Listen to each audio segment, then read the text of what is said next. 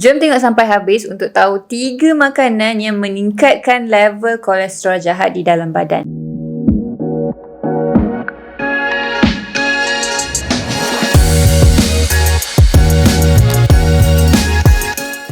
Hai semua, Assalamualaikum. Saya Coach Shana. Welcome back to the Yaman's channel. Hari ni kita nak cakap tentang 3 makanan yang meningkatkan level kolesterol jahat di dalam badan. Anyway, kenapa kita nak kena tahu kolesterol dengan turun berat badan ni kan? Apa kaitan dia? Okay, bila kita punya kolesterol tinggi dalam badan, yang pertama dia akan membuatkan kita mengah untuk kita bersenam. Sebab ada plak-plak dalam salur darah kita kan. So kita akan rasa mengah nak bersenam. Bila mengah, tak bersenam, lagilah susah nak turun berat badan, betul tak? Kedua, dia akan menyebabkan kita selalu rasa kebas-kebas. So tidur pun tak berkualiti pun susah nak turun berat badan juga. Bila kaki kebas pun, of course kita pun malas nak bergerak, pun susah nak turun berat badan juga. So penting kita monitor betul-betul kolesterol level kita. Lagi satu yang tak bestnya, kolesterol level yang tinggi, dia mestilah visceral fat kita pun tinggi. Bila visceral fat tinggi, selalunya perut pun tinggi juga. Perut pun buncit juga. So penting untuk kita betul-betul monitor makanan yang menyebabkan kita punya kolesterol jahat dalam badan naik. So basically, makanan yang ada 3 ciri-ciri ni akan menyebabkan kolesterol jahat naik. Iaitu yang pertama, makanan yang tinggi lemak jahat. Okay. Yang kedua, makanan yang rendah sangat lemak baik. Okay. Dan yang ketiga, makanan yang kurang fiber. So kalau makanan tu ada 3 ciri-ciri ni, memang dia boleh mendatangkan risiko kolesterol tinggi di dalam badan kita. So apakah 3 makanan tu? Yang pertama adalah makanan proses. Okay, makanan proses contohnya fast food lah. Seperti burger, pizza, sausage kan. So makanan-makanan ni adalah makanan proses. Yang selalunya proses nak hasilkan makanan ni sebabkan makanan-makanan ni tinggi sangat kandungan saturated fat dia kan, trans fat. Jadi memang mendatangkan risiko kolesterol tinggi. So kena elakkanlah makanan-makanan yang macam ni. Makanan yang kedua pula adalah makanan bergoreng. Okay, so kalau kita goreng dia dalam especially minyak yang sangat banyak, deep fried kan, memanglah sangat tinggi dia punya fatty acid kat situ kan. So kita kena kurangkanlah makanan macam ni. What if benda tu adalah tepung tapi kita goreng guna air fryer? Macam mana? Adakah dia lebih sihat? Okay, dari segi minyak yang digunakan tu memanglah kurang sikit kan compare dengan kita deep fry tu. So air fryer ni okey lagi cara masak dia. Tapi kalau kita katalah sausage kan, kita air fry kan dia. So memanglah cara masak dia tu dah bagus dah soleha dah kan. Tapi still dia still makanan proses. So walaupun kita nak air fry, kita kena pilih juga makanan-makanan dia. Contohnya apa yang kita boleh air fry kan. Okay, katakanlah curry puff kan. So curry puff tu luar dia tepung. Okay, dalam dia adalah inti kentang, ada inti ayam kan. Tapi tepung dia taklah banyak sangat, just the kulit sahaja.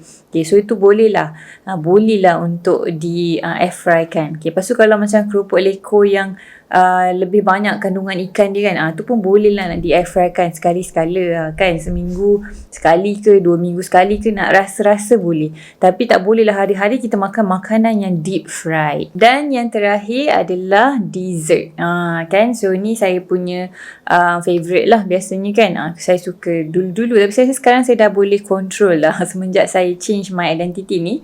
Okay, saya dah lebih boleh control craving saya terhadap benda manis. Sebelum ni saya memang pantang sangat nampak benda-benda macam pavlova, macaron kan.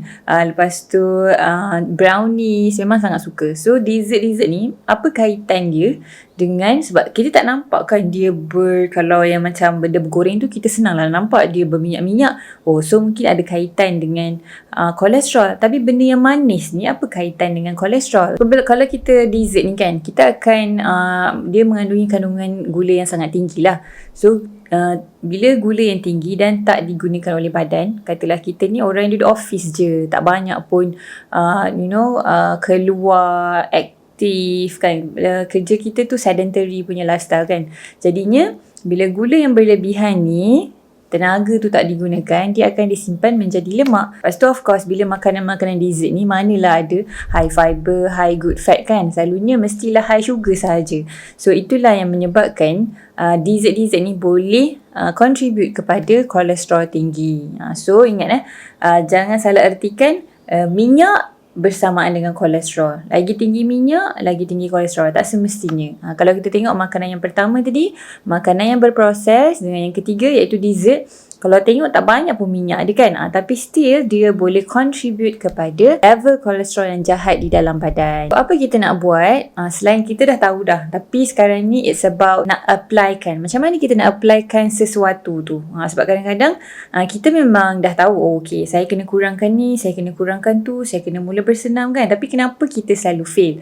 Okay, so antara perkara yang anda boleh buat adalah, okay, ni anda boleh search video tentang Atomic Habit ke kan. Ada banyak sangat tips yang author ni share. Okay, tapi antara salah satunya adalah stop focusing on the goal. Kadang-kadang kita just fokus macam, okay, saya nak make sure saya dapat result macam ni. Saya tak nak macam ni kan. So kita terlalu fokus on the goal.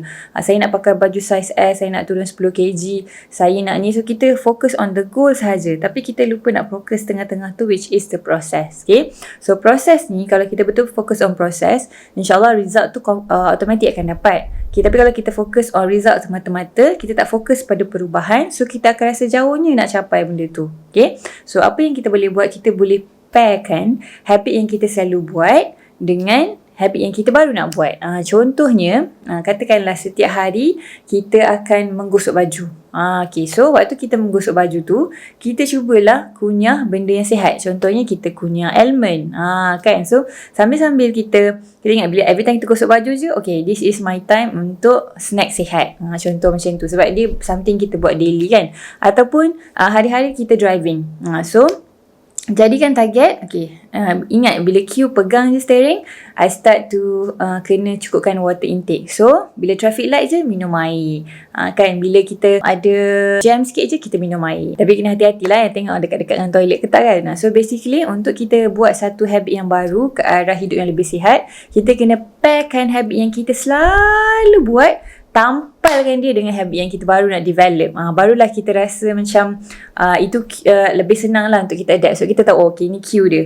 Kalau aku start pegang steering je, maksudnya aku kena start cukupkan water intake. Okay, kalau saya start pakai tudung je, saya kena start buka YouTube video motivation. Contoh macam tu lah. Okay, so pairkan habit yang kita hari-hari buat dengan habit yang kita baru nak start adapt. Okay, so sama-sama lah kita jaga elakkan 3 makanan ni, sebab kita bukan semata-mata nak turun berat badan. Remember, it's not just about the weight you lose, tapi the life that you will gain. So bayangkan kalau kita ni lebih sihat, kolesterol berada pada tahap yang sihat. So banyak aktiviti yang kita boleh lakukan setiap hari dengan bertenaga dan sungguh optimum ya. Okay, so itu saja daripada saya untuk hari ini. Semoga video ini bermanfaat. Sampaikan this to all your loved ones. Don't forget to like, comment and subscribe. Thank you. Assalamualaikum. Saya Coach Shana. Jumpa lagi.